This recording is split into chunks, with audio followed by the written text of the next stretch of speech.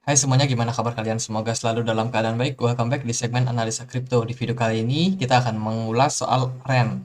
Token REN ya. Hari ini token REN diperdagangkan di Rp1.400. Udah naik sekitar 9% kalau dilihat dari data CMC. Jadi ini di request salah satu viewers di channel ini itu dari @gamestudio142. Tolong bahas REN. Oke. Kita udah masuk di data CMC dan untuk perdagangan hari ini REN mengalami kenaikan untuk segi volume perdagangan. Untuk total supply dari REN itu sekitar 1 miliar token dan saat ini dia sudah mencapai batas supply peredarannya. REN sendiri adalah sebuah blockchain protokol terbuka yang dibangun menyediakan disoperabilitas dan juga likuiditas antar berbagai platform blockchain. Jadi ini kayak bridge gitu ya, kayak jembatan. Dan dia pada tahun 2020 telah menyelesaikan penawaran ICO.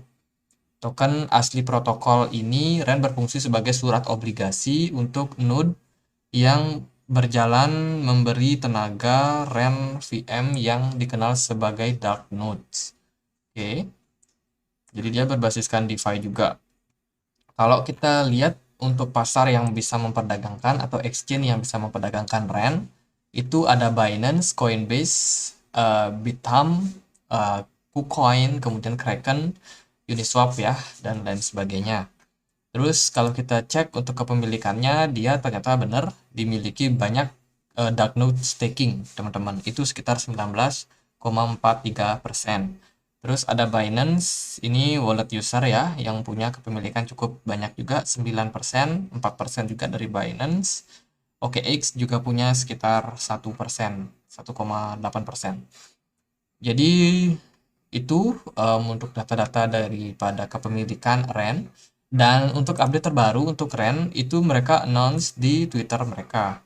Jadi ini aku cek, dia ada semacam announcement soal soal eh, masalah sepertinya ya. Kalau kita lihat dari sini itu ada pemberitaan. Nah, ini pemberitaannya di 21 Desember. Berarti udah 2 bulan yang lalu.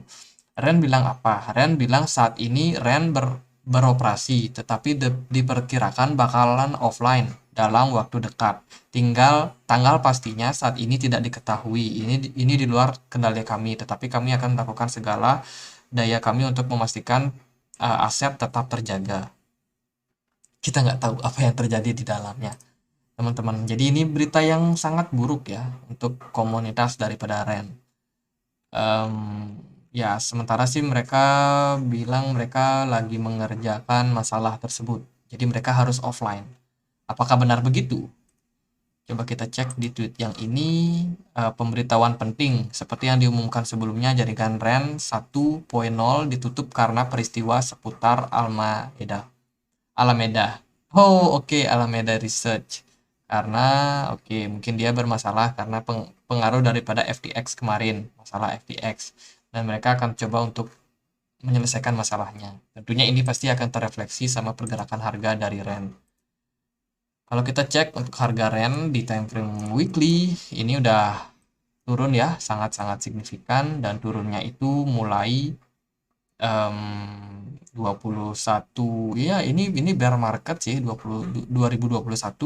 Dan ketika berita tersebut diumumkan itu sekitar ini ya kalau nggak salah di Desember ini, waktu harga REN itu masih ada di kisaran 0,1 dan sekarang udah turun ke 0,09.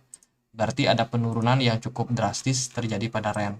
Dari segi volume perdagangan, jelas REN mengalami tren penurunan yang cukup signifikan. Jadi setelah announcement tersebut kurang lebih di sini ya, ketika masalah FTX itu mulai booming, harga REN cenderung nggak terlalu down parah sih, teman-teman.